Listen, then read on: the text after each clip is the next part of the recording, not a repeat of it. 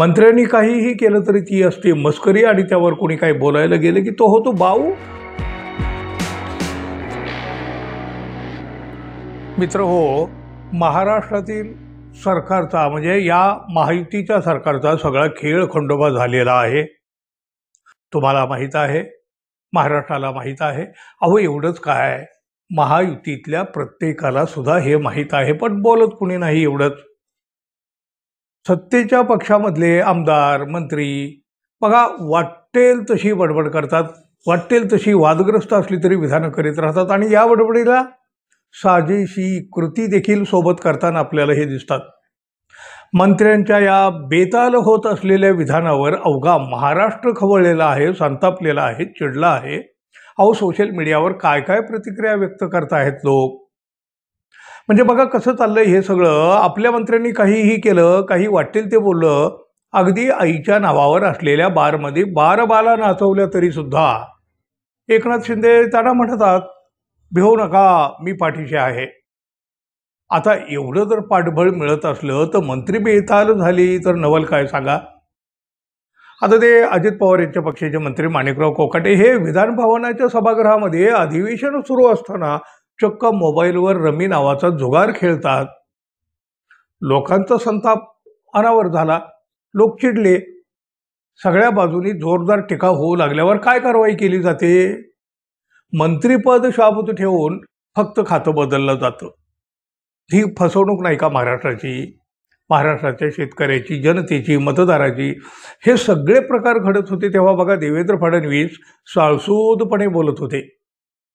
अहो त्यांनी आमदाराची लाज सुद्धा काढलेली होती। आणि का वर काय पुन्हा जर काय अशा पद्धतीची वादग्रस्त विधानं झाली, असे प्रकार घडले तर कोणाचीही गय केली जाणार नाही, वगैरे वगैरे वगैरे वगैरे इशारे, फक्त सगळं काही तोंडी इशारे। आणि बघा जे चाललं आहे ते आपल्याला पटत नाही असं सुद्धा त्यांनी दाखवलं म्हणा, भासवलं म्हणा, व्यक्त केलं म्हणा। आणि त्यानंतर त्यांच्याच पक्षाच्या मंत्री मेघना बोर्डीकर यांचा एक प्रताप समोर आला, त्यांचा व्हिडिओ व्हायरल झाला। अहो जाहीर कार्यक्रमामध्ये बोलताना सुद्धा त्यांनी एका ग्रामसेवकाला म्हणजे शासनाच्याच एका कर्मचाऱ्याला कानाखाली आवाज काढण्याची धमकी, दमदटीची भाषा केली। हो मंत्र्यांना शोभतं काही, त्यांना कुठला अधिकार मिळतो हा? एकनाथ शिंदे, अजित पवार यांच्या मंत्र्यांची प्रकरणं गाजत होती तेव्हा हेच फडणवीस वादग्रस्त मंत्र्यांचे कान टोचत होते, बरेच काही उपदेशाचे डोस पाजत होते। पण जेव्हा त्यांच्याच पक्षातील मेघना बोर्डीकर यांनी धक्कादायक विधान केलं तेव्हा मात्र फडणवीसांची चक्क भाषा बदलली। हो आता मात्र हे फडणवीस वादग्रस्त मंत्र्यांची चक्क पाठराखण करू लागलेले आहेत। आधी एकनाथ शिंदे यांनी केली, आता फडणवीसांनी। काय तर म्हणे मंत्री कधी कधी गमतीनं बोलतात, प्रत्येक गोष्टीचा भाऊ करणं योग्य नाही। वाह वाह देवा भाऊ वाह। मंत्र्यांच्या भाषणामधली काही वक्तव्य महत्त्वाचे असतात तर काही चुकीचे असतात, कधी कधी ते गमतीनंही बोलतात असं हे फडणवीस म्हणतात। शिवाय मेघना बोर्डीकर यांचं विधान प्रसारमाध्यमांनी अर्धवट दाखवलं असा चक्क एक म्हणजे खरं तर लंगडं समर्थन म्हणावं याला, ते सुद्धा फडणवीसांनी केलं। शिंदे गटाचे मंत्री संजय शिरसाट बघा ते गेल्या काही दिवसापासून एका पाठोपाठ एक अशा वेगवेगळ्या वादामध्ये अडकत आहेत।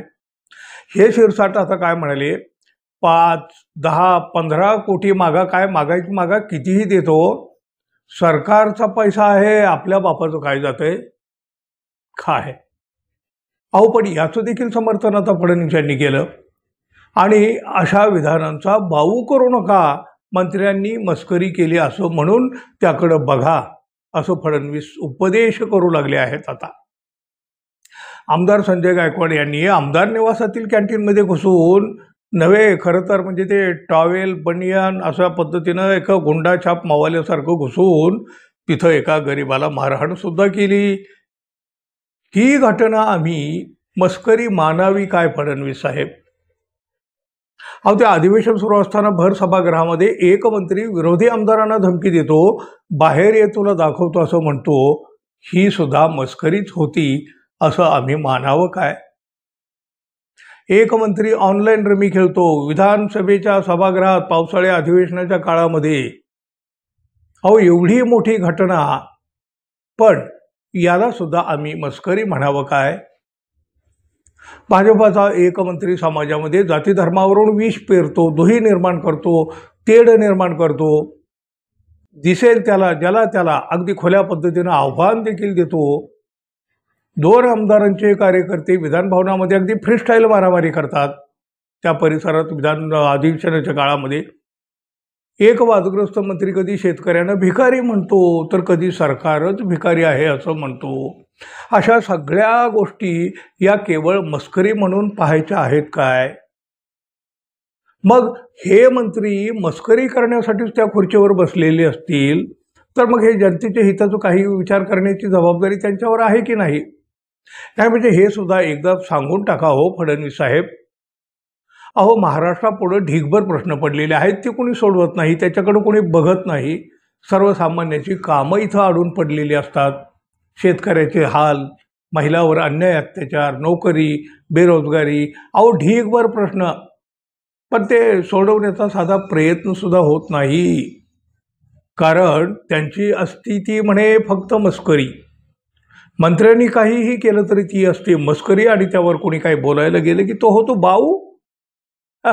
हे गणित काही समजलं नाही आणि पटलंही नाही हो देवाभाऊ।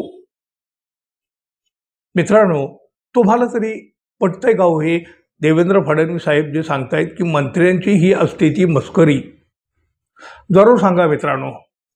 आणि आपण अजून आपल्या चॅनलला सबस्क्राईब केलं नसेल तर कृपया सबस्क्राईब करावं ही अपेक्षा तर आहे।